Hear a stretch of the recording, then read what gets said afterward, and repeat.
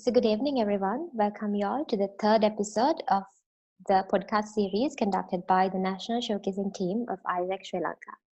And today's topic is really an interesting one and a timely relevant one, which is the team management, member motivation, and member retention in crisis situations.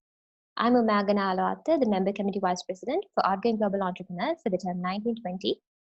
And we have two amazing leaders today to bring up the discussions. And they are Ms. Kamesha Samaranayake, who is a local committee president of AIESEC and University of Sri Jayewardenepura in AIESEC Sri Lanka for the term 2021. And we have Ms. Bethmi Thondilege, the local committee vice president for people management of AIESEC and University of Moratuwa in AIESEC Sri Lanka for the term 2021. So welcome y'all to the discussion tonight, and let's start with it. So we know that it needs a great potential as a leader to conduct and to manage a team. So Ms. Kamesha, what does leadership mean to you? And is there anyone who has inspired you to be a leader? And if so, what were the initiatives that you have taken to inspire your followers? First of all, I would like to thank the National Showcasing Team of AIESEC Sri Lanka for organizing this, and I think it's a very timely initiative, and for taking me to be a part of this program. And also to you, Umayangana, it's a privilege to have you as our host today. Leadership to me is a huge responsibility, because there have been and there are so many leaders in the world with their own good and bad intentions, and being a leader means that you have a following who looks up to you, who watches and observes your every move, and they also have a vision to be someone like you one day. And you get to decide what sort of leader you are creating, because if you have a bad intention that is detrimental to the society, there's a good chance that you are creating people just like you. And at the same time, if you are a leader with a good intention, you are also setting an example for them to be like you. So leadership is a huge responsibility, the way I see it. And as for someone who inspired me to be a leader, I think I owe most of who I am today to my previous boss and my mentor, whom I got to work with during my internship. She is currently the Chief Transformation Officer of a leading bank in Sri Lanka. And with my luck, I got the privilege to be her intern. If I am to look back, I wouldn't actually call myself a leader back when I was in school. I mean, I was good at organizing, like say if there's a class trip, I would be the one to organize it, but that was it. I certainly didn't see myself as a leader who would aspire to become someone one day, and I never even dreamt I'd be someone to inspire and empower others. And I think the way I see myself and my life changed with that work experience. The more I saw how elegantly she worked her way with her employees and managed her career, really inspired me to be like that one day. And it was a turning point, because I got this huge realization, and I think most of us still don't get this, and that's that you should place more value on yourself. Because I also used to be someone who thought I'd work the normal 8 to 5 job and be an average person who is not capable of climbing up the ladder. But the more I joined these conversations with entrepreneurs, leading CEOs, I realized that you don't necessarily have to be special or to have inborn talents to be a leader. Most of the icons I've seen in the society have worked really hard to come to whatever position they're in.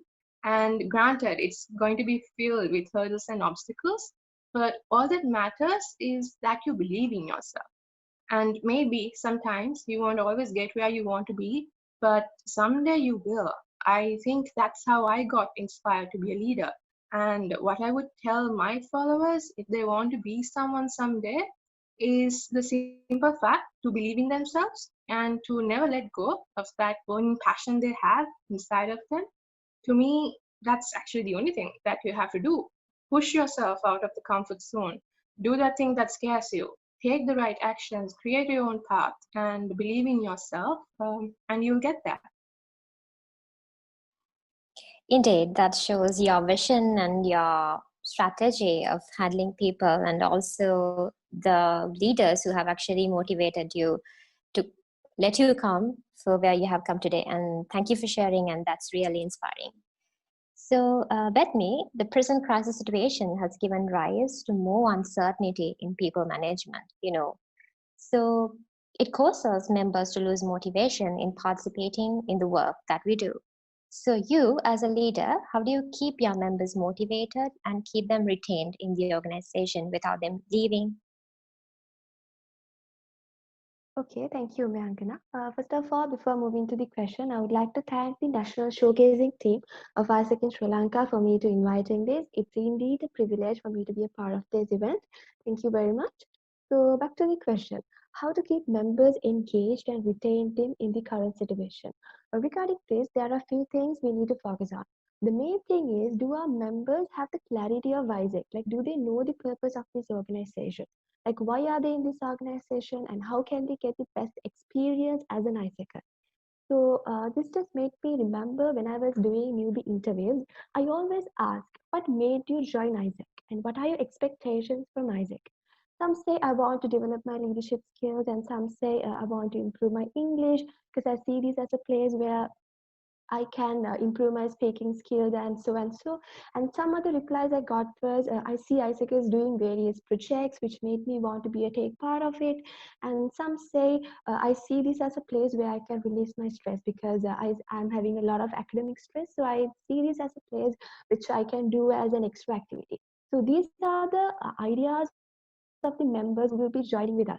So once they become members of this organization, we need to create that clarity within the members, like why we do this and what do we do in this organization. And also, we should make them understand that developing leaders is something that does not change with the time or the situation. Actually, the world is in need of leaders more than before now. We, as one organization, may not be able to come up with solutions for all the thousands of problems we are facing in the world. But we can create thousands of leaders who will come up solutions for the problems we are facing right now. So that's how we become different from other organizations. And so that's what basically we do in AIESEC as well. So, and also being solution oriented is one of the leadership development qualities of AIESEC. So as AIESECers, they should be solution oriented under any given circumstance, and they should find new ways to innovate and tackle the problems we are facing. Uh, so actually, I believe that we need to deeply focus these facts. We need to deeply discuss these facts during the touch points with our membership, such as local committee meetings, functional meetings, LB meetings, or whatever the meetings we take within the organization. We need to discuss these facts. And also another key thing we need to focus is addressing the need of the membership. Since we are not doing any kind of operations for a certain period, I think we can utilize this time for it. As I said before, people do have different expectations from AIESEC. So that we can take input on what they demand in this time and we can try to address those. So I see all the local committees and the member committee of AIESEC in Sri Lanka is doing a really great job to keep the members engaged even in this situation. Like I see lots of educational webinars which I find really interesting and entertaining as well. And also we need to focus on that entertaining part as well because mental health of our membership is also really needed. And I see functional simulations and trainings, local committee meetings going virtual. And now this has become the new normal. I think, yeah, I think these are the basic things we can do. So if we can like this, we can keep our members engaged and motivated in the present situation and which will keep them retained within the organization. Thank you, Bethmi. Of course, it shows how you actually address the customer expectation, your member expectations, and it's inspiring us to know what are the strategies that you are building in order to make sure that your members are really motivated, even though we have this crisis situation right now. So the next question is for Kamesha, and this is also regarding this current unfortunate situation. So with this, a lot of people are very stressed out and also repenting amidst this pandemic. So you, as a leader, you're providing guidance and direction to a larger number of people, and they place a lot of trust in you. Therefore, what are the initiatives that you have taken in order to make sure that your members feel that tough times are really exciting rather than they being stressful? Okay, I've actually taken only one initiative, I think. To be honest, I don't think this pandemic has made any change in the way we operate inside the local committee as an executive board, because from the very beginning of our term, we had one goal, which is to bring back clarity of AIESEC and why we are doing what we are doing right now. I remember in our initial transition, I got the entire executive board to sit down, watch the Golden Circle video by Simon Sinek, and got them to write down the Golden Circle as they see it for their own functions. I myself, as a leader, strongly believe in purpose behind everything I do, and the why, how, and what of AIESEC is something we really believe in. It's something that inspires us, and it's actually a team stand. It's what we wake up to every day as an executive board, which is ignited by purpose, driven by exchange. And even today, even during this pandemic, we are ignited by our purpose, just that our what has changed. And I think as long as you have a concrete why and how, any change to the what can be managed. That's how successful organizations do it. If we take a product, as long as they are concrete about their why and how, it's fine to diversify and bring in new products in the normal context. And that's simply what we are doing. We took one meeting, and from the executive board, we thought, so we can't do any exchanges any longer. We need to think of a what, which deals with our why and our how. And for all our functions, that's what we are doing right now. And it aligns perfectly with the membership as well, because when we recruit members, just like Bethmi said, during the interview, we tell them that they will get some sort of development once they leave the organization. That's the promise we give them. So we were all thinking how to still make sure we provide them with this, even when we had to stop exchanges. And that's when I got all the vice presidents to brainstorm what they will be implementing. Instead, we took 1 week to make the plans, and we were good to go after that. So in this context, all members who would be otherwise helping with the exchanges are now occupied with so many other programs and events that make sure we still, as an organization, are working for a common vision. And members who would be developed by facilitating exchanges are still getting that by doing something else. And I do think the members embrace this change very well. And I guess the excitement depends with the nature of work involved as well. And right now, we have about 4 to 5 programs running, and they're all exciting the way I see it. And the committee is buzzing every day with some update. And I see the members having fun as well, doing something new that they're not used to. And it's helping them discover their potential in many areas. So it's a win-win, I think. Yes, and you focused about clarity, and that provides ample enough of proof to show that clarity is what we need right now to transform all this negativity into positivity, into making a really motivated team. So that's really inspiring to hear. And this is for Bethmi, and you're working with a lot of people. You manage them and you lead them. So you, as a person who is responsible for managing many people, what is the biggest difference that you see in managing a team and leading a team? Well, actually, managing is about generating the maximum output with the resources you have. Like you have a certain set of people and you have a particular goal. So you need to make necessary processes within the team so that the team is working with the maximum productivity towards achieving that goal. Basically, it's about uplifting the capacities, spirits, and the motivation of the members in order to make them reach the goal. And leading is more of a guiding role. It's about guiding, executing, and acting along with the team to achieve a common goal. So it's like you are a part of the team as well.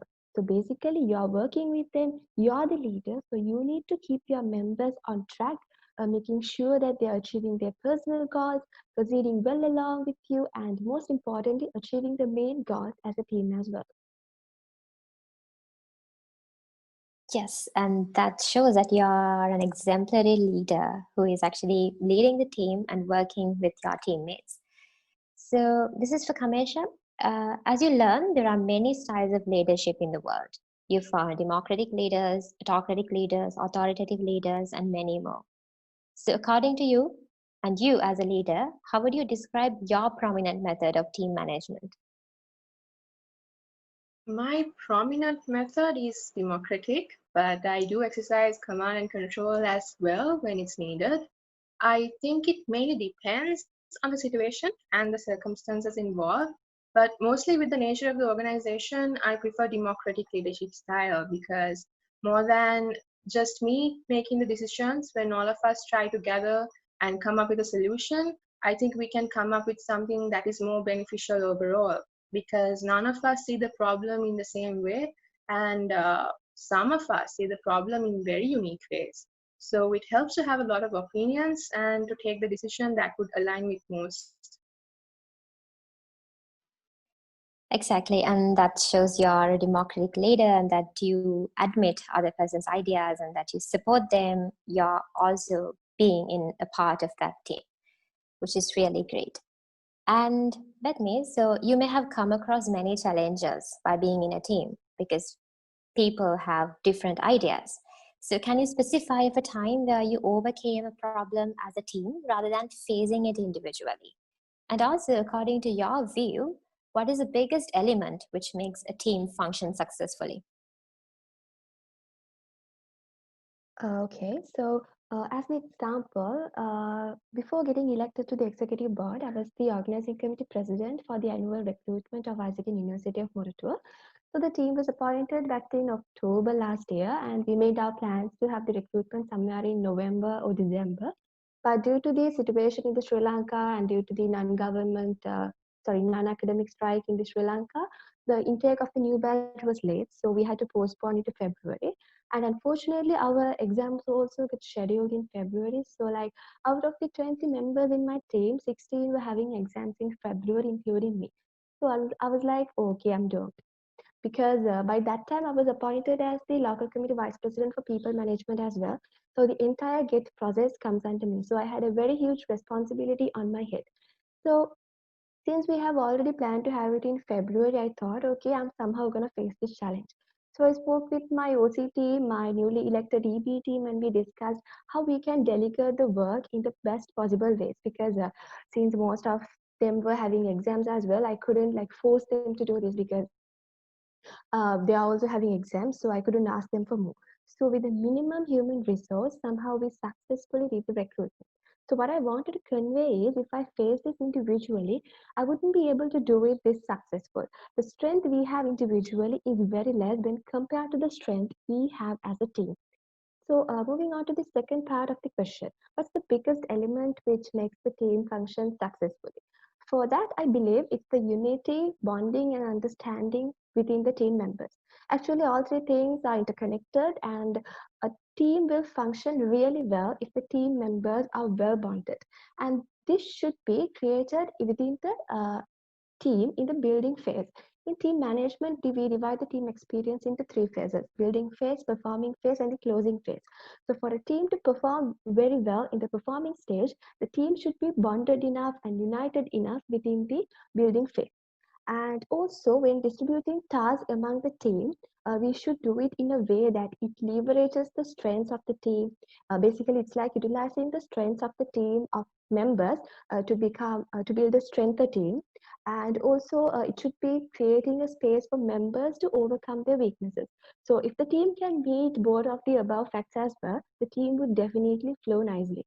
So, as I said before, mutual understanding is the main essential thing, and also the members should work according to the team stand and obey the team codes, and always they need to keep in their mind that the mission or the goal of this team, and this is why we are functioning, and this is our goal which we need to ultimately attain at the end of the day. Yes, and it's interesting that you mentioned about delegation and taking the support of others, knowing their stance upon a particular decision that you are taking.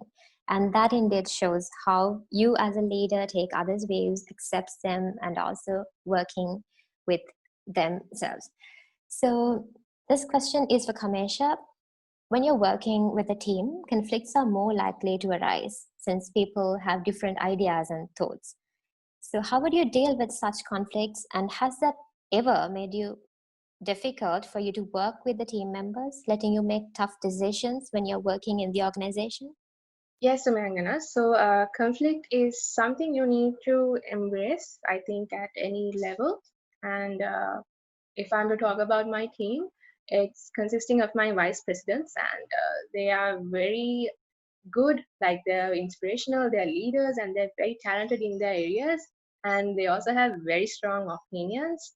And going into conflict with them could be very tiring and very energy consuming as well. but it's also very productive in my opinion. I think we have conflicts almost every day. And like, for example, yesterday we were talking about getting endorsements in LinkedIn, and there were so many opinions from everyone. And going through those really stimulates your mind, and it's also a way of brushing up your facts, right? And I endorse that because sometimes my opinion might not be the right one, so I encourage them, even if they have a conflicting opinion, to put it out so that we can logically reason and come to one place. And sometimes it's very helpful because I might not be making the correct decision, and sometimes if I am, when we actually put it into the table and discuss, you become even more confident and clearer about the decision that you are going to take. And most of the time, it's very entertaining as well. I remember this one time we were discussing something related to the current business economics. I know it's boring, and everyone kept saying that it's like reading the Sunday paper. But still, looking back, I really appreciate those conversations. I read somewhere that leaders who don't listen to others will eventually end up with people who have nothing to say. And as a leader, that's like the worst position I want to be in. Conflict can be good for an organization, the way I see it. It removes the stagnation, it opens up minds, it encourages new thinking, new questions. It's just that a leader should know how to effectively manage that conflict and turn it into a catalyst and not a hindrance.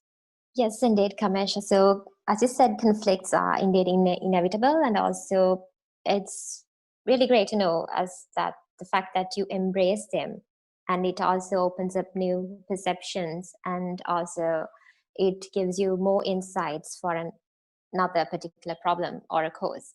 So then again, this question goes to Bethmi. And can you briefly explain about the metrics that you often use to evaluate the team performance of your team members?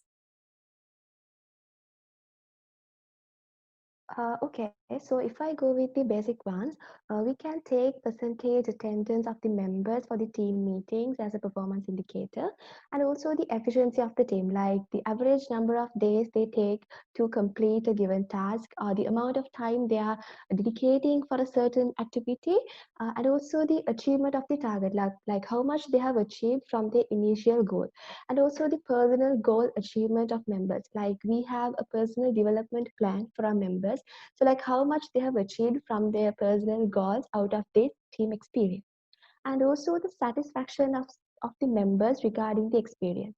I think it's really important for our members to be satisfied after a team experience. So we can get to know about this from one-to-one reviews, and also how much team standards have been implemented within the team. These are the very basic ones. Other than these, we can have customized one which relate to the task or the activity the team is engaged in.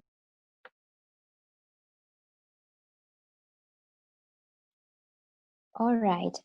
So that indeed shows how you empower people by motivating them and rewarding and recognizing for the performance that they actually place in the organization to make sure that the organizational goals are met with their individual motivations. So this question is again for you. So if you notice a lack of commitment in a member of your team in the way of achieving common goals, what would be your reaction? And how would you motivate them to bring themselves back on track to remain in the team? Yes, definitely. I think if someone lacks commitment, it's the best option to take a one-to-one.